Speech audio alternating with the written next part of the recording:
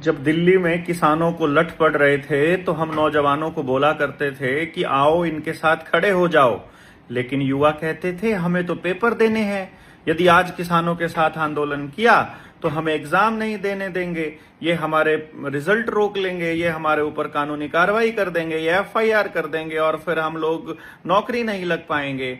अब एसएससी के एग्जाम्स में धांधली हो रही है, अब वहां पर पूरा भ्रष्टाचार चल रहा है, भ्रष्टाचार को रोकने के लिए आंदोलन कर रहे हैं। अब शिक्षकों के भी हाथ टूट रहे हैं और छात्रों के भी सिर पे लाठियां पड़ रही हैं। अब क्या कहा जाए? उनको ये भी नहीं कह सकते कि तुम अकेले भुगतो, लेकिन हम आपको एक बात बता रहे हैं कि समाज के हर तबके को एक साथ आकर के लड़ना होगा।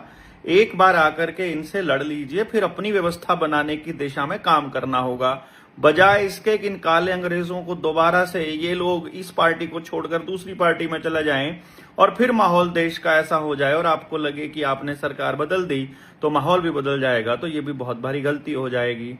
इसलिए अब आपको खड़ा होना होगा, समाज के हर तबके को खड़ा होना होगा और इन सब के सब मुद्दों पर बोलना होगा। फिलहाल जंतर मंतर पर छात्र पहुंच रहे हैं, शिक्षक भी पहुंच रहे हैं। हालांकि मैं इस एजुकेशन सिस्टम का पूरी तरह से विरोध करता हूं। ये जो एग्जाम का जो ड्रामा है, ये बच्चों को असल चीज से दूर रखने के लिए है कि एक बच्चा अपनी जिंदगी के 10-10 साल कई बार सिर्फ तैयारी करने में गुजार देता है और हासिल उसे कुछ भी नहीं होता है।